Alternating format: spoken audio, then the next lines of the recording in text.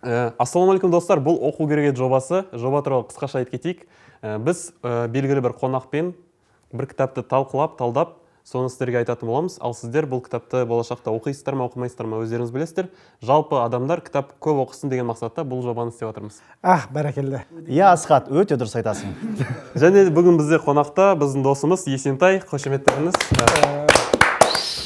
Ассалаумағалейкум достар, қалайсыздар? Негізі мен осы проекттің бірінші выпусын қарадым. Кітап оқымайтын адамдарға андай не екен, күшті ход екен да. Тыңдап отырасың, осы күшті екен деп. Бір сұрақтан бастайық, бастамас бұрын. Сен өзіңді қай кітаппен ассоциируешь? Яғни ассоциация деген қазақшасы қалай? Өзіңді қайсы кітаппен Теңейсің. Теңейсің, қандай кітаппен өзіңді теңеуші едің? Математика. В целом математика саласына теңеймін, өйткені мен любой нәрсеге расчетпен қараймын. Мектеп кезінде математикада неше болдың? 5.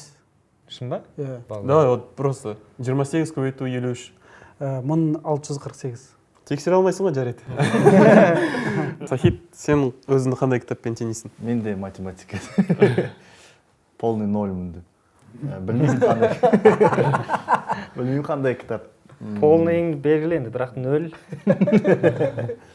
Мен кітап көп оқымаған. Соңғы оқыған кітабым Мартин Иден болды.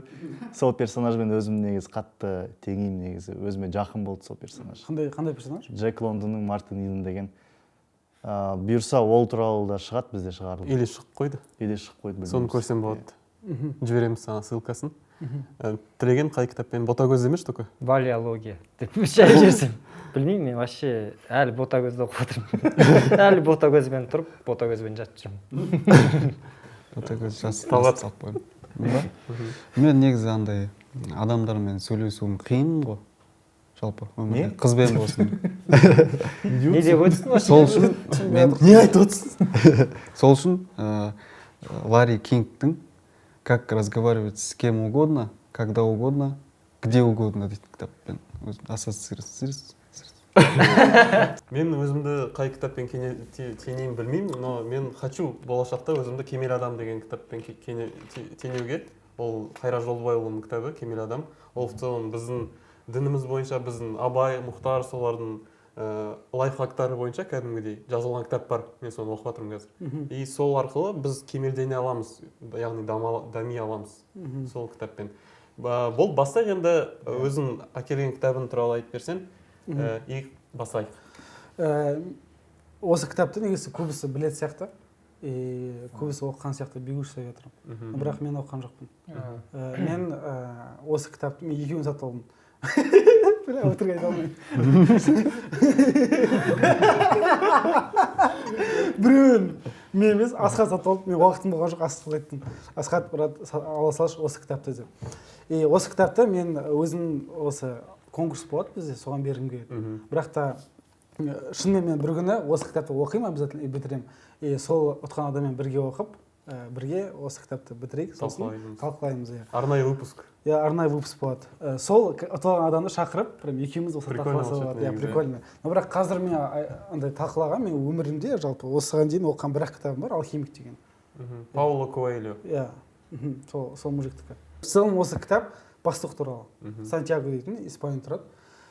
И қаланатын Андалусия. Андалусия деген қалада. Оның ата-аналары жалпы христиандар болады. И айтады, сен өскесің, жұмыс істейсің, церковьта священник болды дейді. Ол священник болып жұмыс істегісі келмейді. Оның арманы саяхатшы болу. Оның арманы имам болу. Путешественник болу, короче. Осы папасы айтады, короче, папа, мен священник болғым келмейді, мен саяхаттағым келеді, саяхатшы болғым келеді. Сонда папасы айтады, егер де сен әлемді барлығын қыдырғың келсе, сенде көп ақша болу керек, немесе сен просто пастух болу керексің дейді. Немесе авиасейлс. На будущее. Арзан саяхаттағыларыңыз келсе, авиасейлспен қолданыңыздар. На всякий случай жазылайық. Сөйтіп ол көп ешкілер алады. Сөйтіп барлы тастап, әкесінің батасын алып, саяхатқа шығады. Саяхатта по пути бір кеш батады, сонда бір андай... По пути кеш болып кетеді, пастух дейді? Иә, пастух қой. жоқ ол әкесі пастух қой. жоқ Сантьяго әкесі христиандар. Сол қойларды кімге сатып алып кетеді? Өзіне сатып алады. өзіне сатып алады. Сосын сол қойлармен кетіп қалады ма? Иә, қойларды алып осы басады. Ну ол кезде брат понятие оның нешінші бір 2-3 қой алған шығар. жоқ 60 штук қой болды да. Иә, қойларды алып кетеді. Өйткені андай ғой брат, смыслы ну үлкен ғой мұнда. То что жолдас сенде бірдеңе болып қалса, ең бастысы қарны аш болу керек. Любой ешкіні сойып тамақ жей аласың. Жаяу Да? кетемісің да? Иә, жаяу кетеді осылай. Ол кезде мотоциклмен кетпейді шығар. Ат қотыр болды да. Қойдың үстіне. Бір жерде қонады, ешкілерін қонатсап, қонғанда оған екінші рет дәл сондай түс келеді. Түсінде бір бала ешкілермен ойнап отырады. Ол қатты жақтыртпайды ешкілермен бір ойнағанын, но бірақ балаларға рұқсат. Өйткені балалар, ешкілер балалардан қорықпайды. Сөйтіп түсінде ана бала келіп, осы Сантьягоны осылай көтеріп, Египеттің пирамидасы бар, соған қояды. Қояды да менің артынан жүр, осы жақта сокровище бар, қазына бар, сен бай боласың деп. Онда шоке, короче. Баратқанда енді ғана осы жерде көрсетейін деп жатқанда оянып кетеді. Осы түсті уже екінші рет көріп жатыр да. Ойлайды, мынау бір знак деп маған, короче. Бір знак. Мынаның бір шешім табу керек. И гадалкаға барады. Гадалка айтады, түстің барлығын айтып берді, осылай. Мен саған шешімін айтам, советін айтам. Егер де сен Каспий ма? Иә, примерно Каспий сияқты, но бірақ ол кезде басқаша тапқан байлығынан 10-нан 1-ін берсең деп, короче. 10%. Иә, 10%. Математика жаңағы. Иә, жаңағы математика. Жоқ ақшаны 10%-ін уже алып тұр ғой. Иә, примерно в будущем егер ұқсас істеп жатсаң, контракт клянусь, все. И ана вам... Соны сен не салады де, анау типа, все, беремін. Ол кезде, брат, ол кезде клянусь деген сөз уже все болды ғой. Онда пофиг қой, жоқ ақшаны айта береді ғой, клянусь деп. Да. 50% бере саламын. Не, братан, оған өтейін, пофиг болмайды ол. Короче, клянусь дейді, сосын ана гадалка айтады, сен Египетке барып, пирамида бару керексің деп. Болды десе. Болды, короче. Ал бару үшін сақа? Сосын? Төлеген жоқ бар. И анау, типа, өзі лох сияқты сезініп қалады да. Мына жақта уже договор заключили, и маған просто тупо ясно нәрсе айтып тұр. Сосын настроение түсіп кетеді и дальше кетеді. И бір күні скучать етіп, настроение жоқ, лавкада отқанда кітап оқып, бір мужик жақындайды. Ана мужик, короче, бір царь ма, бір десе, Мелхиседек па, сондай бір мужик аты. Ұмытып қалдым честно. Мелхиседек дедің ме? Иә. Не? Ана мужиктің аты жақындаған. Иә, хорошо. Дұрыс айттым ба? Иә, Мелхиседек. Иә. Мелхиседек. Турецкий кино басталып жатқан сияқты. Берем Бакран, Мелхиседек. Және берем Саат. Мелхиседек оның кітап оқып жатқанын көріп, таңғалып, сен пастухсың, кітап оқуға қатысың деген сияқты жақындайды да, и әңгімелеседі. Әңгімелескенде Сантьяго уже андай цель қойып қойды, болды, мен саяхатшы боламын деп. Ол уже андай екі ой болып қалды да, а может не надо деп. Может үйге қайтайын ба деп. Сол кезде Мелхиседек осындай әңгіме айтады. Вот ана кукуруз сатып тұрған адамды қарашы, продавец. Оның арманы осыған дейін тоже сен сияқты саяхатшы болу. Саяхаттап келатыр да и шаршап кетті и ойлады, лучше маған стабильный жұмыс керек. Иә, лучше стабильный жұмыс керек. Мен кукуруз сатам, и стабильный ақша жүріп отырады, тамағым бар, крышым бар, осы жерде отырамын деп. Как андай қазіргі брат біздің өміріміз сияқты ғой. Біз жүректе творчество, біздің арманымыз, бүйтеміз, сөйтеміз, кино түсіреміз, жазамыз деп. Но бірақ өмірде андай қиыншылықтар пайда болады да, ақшамен сынақтар екен. И ойлайсың, лучше давай бір офисқа кіріп алайын, сәлем сошқа продюсер болып. Стабильный ақша. Стабильный ақша болады деп. Примерно кукуруздың жағдайы осындай. И түсінеді де, айтады, все хорошо. Но бірақ мен саған бір совет айтамын дейді, короче. Мысалы, совет айту үшін жаңағы Мелхиседек айтады. Сен маған қазіргі бар ешкілерінің 10-нан 1-ін беру керексің деп. 60-тан 6 получается. Иә, 6 получается. Математика жаңағы. Ол ойланып қалады да, ну деп барады, ұйықтайды, таңертең тұрады, короче. 6 ешкі жоқ. Настроение күшті. Сұрамай аласың. Сұрамай аласың. Вроде би я деген сияқты. Может, я демейдің ба? Блядь, еще ойланып қалдым. Жаңағы сол мужикқа барады. Мужик күтіп жатыр кәдімгідей. Сеніп жатыр, то что иә, 6 ешкісімен келеді деп. Ана 6 ешкісімен барады да. Жайды мен келісемін дейді. Келісем, маған бір күшті совет айтшы дейді. ол айтады сен египетке бар анау ема в шоке типа гадал екеулерің бір емессіңдер ма типа Как будто коучтан 990 теңгеге курс сатып алады. иә сондай бірақ сәл қымбатырақ 6 ешкі тем более ол кезде қанша болды дейкі Почти 15 теңгеден 15 теңгеден ғой где-то біреу. Италияда теңге болып жүр ғой.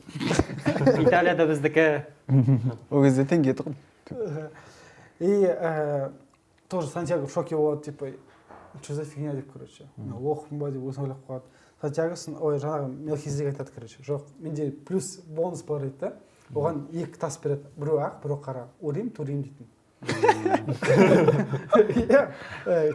Урем турем осы тасты аузына сал. Иә сен тупойсың. Көрдің ба? Енді ешкімге сенбе. Тупой. Ана кітапта 2 тастың мағынасы иә жоқ деген. Егер де сен қиын кезінде андай сол кітап тастарды лақтырасың, либо андай сумкаға саласың, қайсысын алып шығасың, ол саған ответің болады. Типа андай истихарнама сияқты ғой. Типа сондай короче. Урим деген иә, турим деген жоқ иә. Пример. Сөйтіп ана мужик жарайды деді. Все-таки Сантьяго. Сантьяго. Қанша не болса да мен арманына бару керекпін деп сөйтіп Африка аттанады. Уже басқа қаласына бір жетеді. Ешкілермен бірге бара ма? Иә, ешкілермен қалған 50 ешкі. Жеткеннен кейін, кстати, ешкілермен бармайды олар. Ол ешкілерін сатып жүреді. Сатып жүреді, иә, ақшасы болсын деп көреді, чтоб. Иә, дальше қиын болады, иә. Сөйтіп Африканың бір қаласына жетеді. Қалғаннан кейін сәл қалды деп. Ну, бірақ Египет, пирамидаға әлі алыс бар. Сөйтіп бір мужикті кездестіреді. Сол мужиктен сұрайды, так пирамидалы қанша бар деп. Мен апара аласың ба? Иә, апара аламын. Сенде ақша бар ма? Иә, менде ақша бар, менде ақша көп. Мен саған пирамида апарамын, бірақ жол ұзақ, пустыня бар, қанша қиындық бар. Но бірақ сен маған бар ақшаның барлығын беру керексің дейді. Да, ну, ойлашы, типа андай тек қана жету үшін сен бүкіл ақшаны беру керексің. Кстати, олар рынокта болады бір үлкен. Қазіргі авиабилет секілді ғой. Иә. Сосын тұрады да, короче, ақшасы барлығын береді. Хорошо дейді, короче. Но кішкене ешкісі қалды иә өзімен. Жоқ, ештеңе жоқ. Болды бәрін. Сумкасы бар, сумкасында походу бір кітап бар. Кстати, ол өзі алхимикпен айналысады. Алхимия. Иә, алхимиямен айналысады, короче. И этот кітап болды, не болды тағы да? Так. Алхимия деген Не болса ол мен түсінбедім. Химия дейтін түсініп алхимия дейтін ол профессия. химия. Қандай профессия деген? Жоқ, сумкасында бір 2 зат болды, брат. Иә, урим турим. Иә, урим турим. Урим турим. Holiday. 2 тас болды, короче, 2 кітап болды.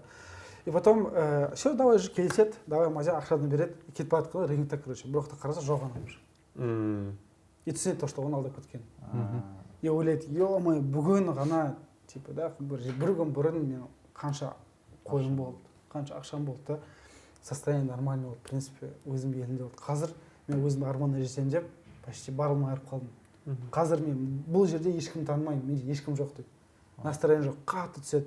Сол кезде ойлайды, тасты алып шығарайын ба, не істеймін деп, короче.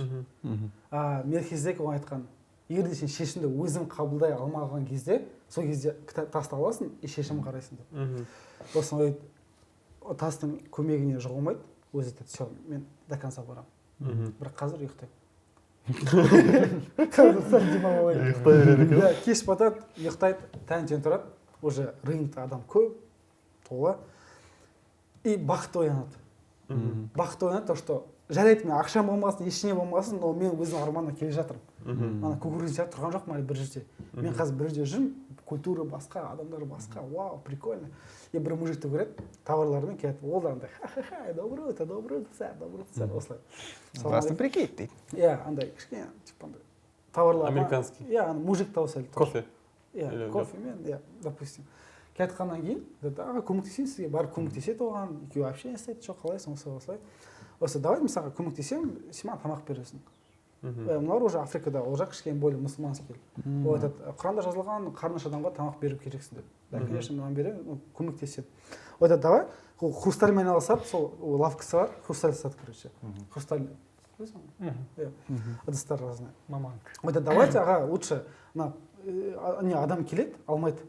Но бірақ ана продавецтан, короче, мына Сантьяго қатты вдохновение алады да. Өйткені оның миссиясы Кешіріңдер. короче, тек одан саған дейші, осы Асхатқа айтқасын. сен короче қайда келдің Сантьяго? базарда мұғалім сияқты тексерші. Да. там хрусталь істеп отыр ғой. Сосын ол не үшін келді, қалай, как оказался? Тамақ ішу керек болды да. Сосын Тамақ беру үшін жұмыс істеп. көмектеспейіндер. иә жұмыс істеп жатқанда ол айтады, ана мужикқа идея айтты да, давай ағай мына хрустальдар просто тұр ғой шам болып, ана ағай уже все, ол оны вдохновение алады. Неге? Потому что ана мужик хрусталь сатудан кайф алады, короче. Типа ол менің өмірдегі миссиям деп. икигайын хрусталь тауып тұрған. сатқаннан Икигай кайфовать дейсің. етеді. иә кайфовать етеді. Но кайфовать етеді сатқаннан просто. Хрусталь сатып жатты. Біреуге бүйтіп ақшасын алып беретін кезде. Сонымен ол келеді да айтады, сенің хрустальдарың шаң басып жатыр, оған тамақ керек, оданша неме дейді сонда? иә давай мен лучше сүртейін дейді барлығын. Аха. Ана мужик, да, завязывай, ну типа осылай да шүкір нормально дейді. Қызғанып тұр ғой. Иә. Сантьяго айтады, жарайды онда просто рұқсат берсеңіз, мен өзім істеймін. Жарайды дейді, өзінің курткасын жарайды дейді, курткасымен бүкіл хрустальды сүртіп витрина қойып қояды. Біраз уақыт өткеннен кейін уже адамдар келе бастайды. Вау, прикольно. Маркетингі ход қой. Иә, маркетинг. Иә, сол кезде уже Сантьяго жұмыс қылады. Давай сен жұмыс істе, жұмыс тұр. Бір жарты жыл өткеннен кейін олар уже андай ход істейді да. Адамдарға бір сладость береді, бір тәтті нәрсе береді. Хрусталь алған адамға ма? Жоқ. Хрустальға салып, типа хрустальға қояды да, мысалы, иә, андай. Құрма жеңдер. Посудан алғаннан кейін Ыдысты алғаннан кейін ішіне бірдеңе салып беру керек. Біз саламыз ғой көршілерден, сол сияқты ма? Анау ғой Махеевтің джемдарын сатып алады да, сосын қалған стакан қолданады. Иә, вот сондай пример. Осыны одан сайын уже бизнес прям мықты болып кетеді, күшті болып кетеді, короче. Курс сатып бастайды. В общем, тұрақталып сол жерде жұмыс істеп жүр ғой ол. Иә. Оның ойында былай ма? Кішкене ақша жинап алайын, ары қарай жүру үшін деген иә, былай ма? ары қарай пирамида. Маркетолог болып жүр ғой қазір олай. Иә, Жоқ, анау лавка уже и банкрот болды, иә? жоқ, болған жоқ. Наоборот, брат, ол Сантьяго келе бері, дамбаса. Өркендеп кетті, иә, неше түрлі ходтар істеді. До того дамып кетті, олар плюс 2 помощник алады, короче. Сөйтіп, жарты жыл жұмыс істеп, пирамидаға баратын ақшасын табады ол. Короче, изначально ол келгенде, ол даже ол айтқан, сен жұмыс істейсің, сенде сол ақшаға сен тек қана Испанияға қайта аласың, ана жаққа бара алмайсың, өйткені ана жаққа әлі көп, ұзақ. Сөйтіп бақытты жаңа продавецпен рахмет айтады, батасын алады, дальше кетеді. Кетіп бара жатқанда бір жолдан бір ағылшын англичанин көреді да, бір мужикті. Сол мужикпен супешествие емес. Бірге қалай барады? Путешествиеға бірге барады. Спутник. Спутник, иә. Жолсерік. Жолсерік, иә, соның қазақшасын таба алмай отырмын ғой, ұяты. Сөйтіп жолсерікпен кетеді, жолда көп әңгімелер айтады. Сол кезде, жолда көп әңгіме айтады, серікпен. Аты серік. Сол кезде әңгіме шығып қалады. Қандай әңгіме? Ол айтады, серік айтады жаңағы мужик. Менің де бір танысым алхимик бар дейді. Таныс алхимик бар. Ол как раз, ол, кстати, оның алдында алхимиямен айналысқан қатты. Ойлаған, либо мен андай бір металлды алтынға айналдыратын, немесе сиқыр, эликсир шығарам деп бір сондай бір қиял мужик болады. Соған барады, алхимикпен кездеседі. Алхимик оған жалпы өмір туралы көп нәрсе үйретеді. Айтады осылай. И пирамидаға жол көрсетеді. Алдамай, андай 10% алты қой дейтін емес. Просто осылай, от души. Жолын бәрі өзі пирамида ғой, пирамида ше. Ақша айырып отыр. Иә. Прикольно. Күшті? Былай Былай кетір. Иә, шынымен өте прикольно, брат, задумка. Этот енді эпилог. Соны. Короче, ол пирамида жеткен уақытта пирамидандай тайпалардың, халықтардың арасында бөлініс пайда болады, соғыс болады, короче. Барса пирамида бітпей қалған. Бір оазиста өзіне ұнататын қыз табады, Фатима деген. Фатима? Иә, аты Фатима. Сестрасы жоқ па оның? Қандай? Зухра? Сөзің аузыңда пирамидаға жетеді ғой, сосын тұрады. Үй, сен жалғыз келгенсің ба? Иә. Үй, артынан 2 адам алып келіп Фатиманы кездестіреді. Фатима айтады, жақсы көріп қалады бір-бірін. Олар, кстати, бір ай кездеседі олар. Айтады, мен пирамидаға барып келейін.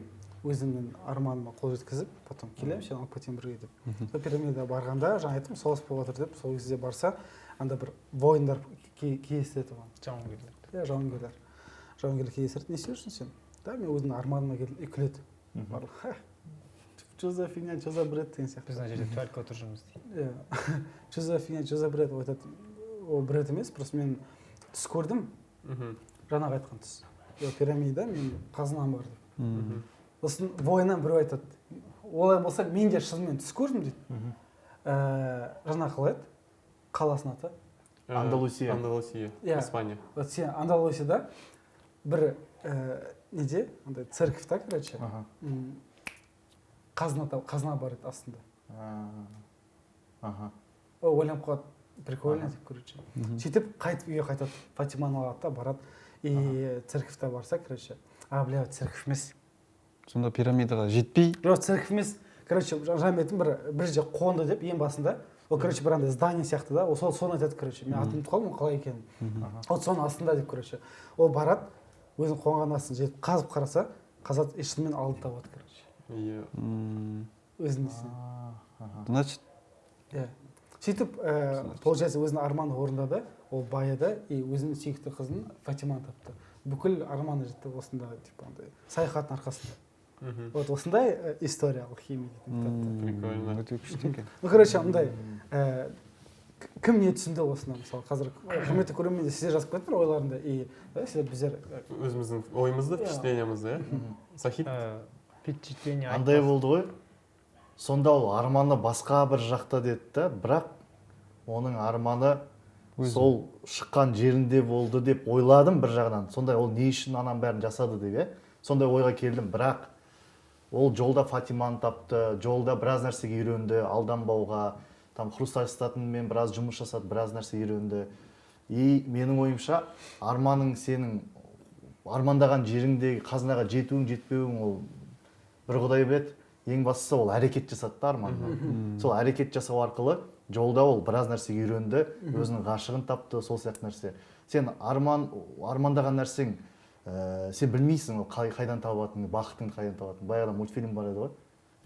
Ей қадір мұңайма деген. Бақытың қайда деген. Ол бақытты қайда екенін конкретно білмейді. Ол қадырды ойлады, бақытты сол таудың түбінде деп соған қарай кетті да. Но в итоге олай болмай шықты. Сол сияқты ол ең бастысы әрекет жасау, сол арманыңа, мақсатыңа деген әрекет.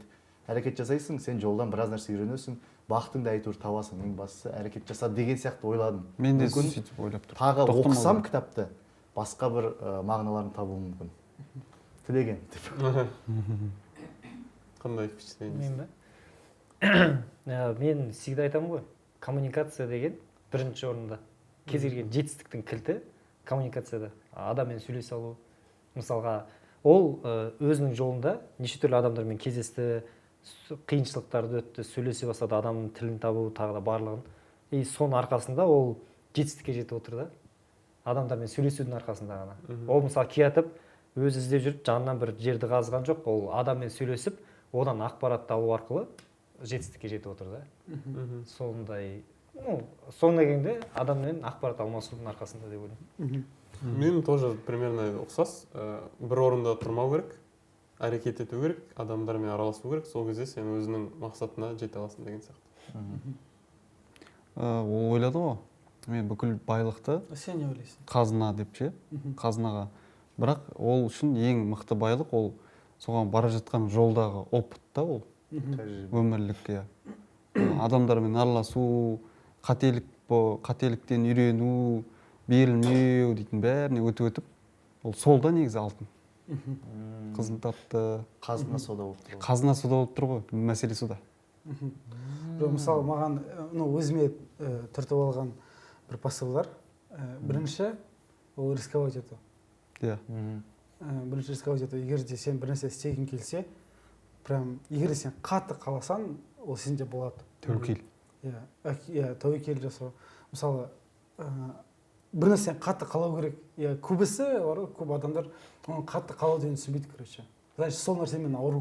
Мысалы, мен кезінде ауырдым, мен КВНщик боламын деп. Ветеран. Иә, мен КВНщик боламын деп ауырдым, допустим. Алматыға келемін, Астахана ашамын, вышлиға. И ол кезде маған сказка болды да. сөйтіп қумаш есентай сен ауылдың баласысың қой бағып жүрген трактормен қумаш сенен деп. Но құдайға шүкір ол орындалды. Екіншісі алыстан ары болғанша жақыннан ары болған. Алыстан дархамыз. Тиконың мыслін атты, пойдем, коммуникация. Адаммен көп сөйлесу керексің. Тақа сен кітабын мен ойынша оқып бітіресің, көп адамдармен, шетел адамдармен сөйлесіп бастайсың. Бір елге барады, кетіп қалсаң, ақша жинап, тыңғыс тойсын ақша түседі, полный. Стаболға жетеді, барып қыдырып келсең, біраз көп нәрсе үйренесің. Күшті квенчик болсын. Сосын келіп қазагромен вышканы аласың. Жаңағындай арманың бар ғой, случайно ауысып кетеді. Мысалы, мен Алматыға келген кезде қатты бизнесмен боламын деп армандадым ғой. Солай келдім ғой негізі. И сол путта сен басқа жолдар тауып қаласың да андай. А мен армандап Астанада жүре берсем, так армандап жай жүре бердім. Мен уже университетте оқып жүрген кезде мен жайдарман ойнап жүрдім. Мен арманым мысалға жоғары лига, жаңағындай жетістікке жету, өнерде жетістікке жету болды. И мен жанымдағы балалар болды, тойға мысалы фотограф болып, тамада болып 70-80 мың деген ақша табады андай күніне мысалға. И мен олар андай ештеңеден қиналмайды да. И мен оларға қараймын да, сын кете жаздаймын андай. Ақша жоқ, бірақ өнерде жүрмін, болашаққа үмітпен мысалға. Но рисковать етіп жүрмін. Менде тіпті ең соңында өнерім де жоқ. Бір грашиға андай аз ақшаға бір жерде жұмыс істеп қалып қою қорқынышты болды мысалға. Но мен сын кетпей андай бәрібір істей бердім да, например. Ал жанымдағы балалар андай тойға күшті өмір сүріп жүрді мысалға. И қазір уже уақыт өте келе мен осы жерде отырғаным мысалға сол кездегі ауыртпашылықтарды өтіп кеткенім, ал сол кезде уже ақшаның артынан қуып кеткендер сол күйге қалды. То есть мен олар қазір осы сен қанша алып отырсың? Жаман өмір сүреді деп айтып отқан жоқ, но ана бәрібір мысалға жақсы жерде жүргенмен іштей ана армандарын олар гасить етіп тастады ғой. И мысалға болды, ол уже қайтара алмайды ол уақытты. То есть олар уже то есть өзінің армандарынан отказались комфорт үшін. Но хаталар бар. Оны енді Ол әртүрлі болуы мүмкін, енді айта алмаймыз, ол бір жерде қалды бүйтті. Мүмкін оған сол кайф болуы да мүмкін. Жаңа хрусталь сататын адам сияқты ғой. Ол өзінің бір кайфын тапты да, өзінің бір бағана айтқан сияқты миссиясын тапты. Хрусталь сатты, сауда жасайды, содан ол кайф алады, оған нормально. А мынау саяхатшы боламын деді, ел көрем, жер көрем деді, соған жетті. Ең басты жаңа әрекет. Сосын бір түсінгеніміз мына жерден әрекет жасады, бірақ әрдайым ол сәтті шығып отқан жоқ. Біреуге келеді, оны там гадалка алдап жіберді, анаған келеді, анау алдап жүрді, мынау алдап жүрді, ол соған сынған жоқ та. Бір адам бірінші гадалкадан алданғаннан кейін сынып қалуы мүмкін. Мынау болмайды деп қайттан қайтуға қаншама оған себептер болды, бірақ ол сынбайды, аяғына дейін барды. Сондықтан бірі болмаса екіншісі болады. Бір күні бақытын тапсаң, екінші күн табасың. Бір жыл болсын, 2 жыл болсын, главное әрекет етіп соған қарай жүрсең. Мен ойымша бар ғой, оны бар ғой, мысалға сол жерде бүйтіп аралап келе жатқанда қалып біреу сол жақта өлтіріп кетсе де мысалға айдалада камера жоқ қой енді ол кезде. И өлтіріп кетсе де ол өкініш болмаушы еді ода. А егер ол сол жерде қойлардың бәрін сатып алып, мен неменеге барамын деп қалып қойса, мен может барғанда ана Египеттің іздеп жүріп, может тауып алушы едім деген арманмен өлсе, ең өкінішті өлім болушы еді оның мысалға. Сосын ол ең жаман сұрақ өмірдегі. Ал егер бүйтсем не болушы еді деген сұрақ қой. Ол сол сұрақпен өмір бақи қалып қойшы еді. Ал егер барсам былай болушы еді, ал егер барсам былай болушы еді ғой деген сұрақпен қалып қойшы еді. Ол сұрақты жойды, ол барды, көрді. Енді ода ондай сұрақ жоқ. Істемей өкінгенше. Молодец, сендер молодецсіңдер вообще. Мына кітапты деп ведущий оқытсаң. По идее, мына кітапты мен просто жаңа тауып алдым. Ол сөзді жазатын кезде мен ол сөзді білгенмін, но андай жатқа білмеймін, но Мұхтар ағамыздың сөзі күшті келіп тұр оған. Бір секунд мен айтып, потом сен күшті бітіресің. Давай. Хорошо. Осын мына арман деп жатырық қой. Маған оның арманы изначально ұнады да, саяхатшы болу. Менің арманым көп ақша болу емес, көп бай болу емес та, қазынамды алу. Оның арманы саяхатшы болу болды. Барды, бір себепкер тапты, бір кислород тапты. И дальше саяхаттай береді. Вот осылай. Арманды дұрыс қоя білейік деген ғой. Мен ойымша осы Пауло Коэльоның алхимик кітабын біздің Мұхтар Шаханов ағамыздың сөзімен аяқтауға болады. Примерно мағынасы сол. Мәңгі лаулап жану үшін ғаламда, үлкен бақыт табу үшін ғаламда, үлкен болып қалу үшін ғаламда, үлкен арман керек екен адамға. Үлкен арман болса, сен кез келген нәрсеге жете аласың. Вот достар, бүгін бізде қонақта болған Есентай. және де оқу керек жобасы. Ең күшті жеріне келеміз. Бұл басқа кітап болғанымен, осы кітапты Есентай сыйлайды. «Бегущий за ветром» деген кітапты. Бір тілегін жазып жіберсем, и өзің қолтаңбаны жазып жіберсем. Қолтаңба. Мен почеркім ужасный. Арманым. Сондықтан бір медик алсын. Орын. Дал. Арманы орындалсын деп жаздым. Вот. Есен. Мен бекер айттым негізі, анау қызық еді. Арманы орындалсын Есентайдан. Мен білмеймін сенде қандай арман болатын, родной. Но осы нәрсе бір сәл бастамасы болсын да, сен арманына салып қой. 1000 теңге, короче. 1000 теңге бару бармауы не факт, но салып жатыр болды, көріп тұрсыздар. Конкурстың шарты өте оңай. Оқу керек еді деп комментарий жазасыздар. Комментарийдің ішінен біз рандомна біреуін таңдап, осы кітапты Есентайдың қолтаңбасымен және де ішіндегі 500 теңгесімен 1000 теңге. 1000 теңгесімен сіздерге береміз. И 29-ші бетке салып қойдым. 29 ол мен ең жақсы көретін цифрым. Жоқ, адамдар давай гадать етсін, просто сен айтпай сал, қай бетке салып отқан 1000 теңгені. Адамдар жазсын, примерно 17-ші мен 18-ші беттің арасында. Ақшаға құныққандар жазсын. Сіздермен бірге болған оқу керек жобасы Талғат, Асхат, Есентай, Тілеген және де Сахит. Көп рахмет. Сау болыңыздар. Ассалаумағалейкум.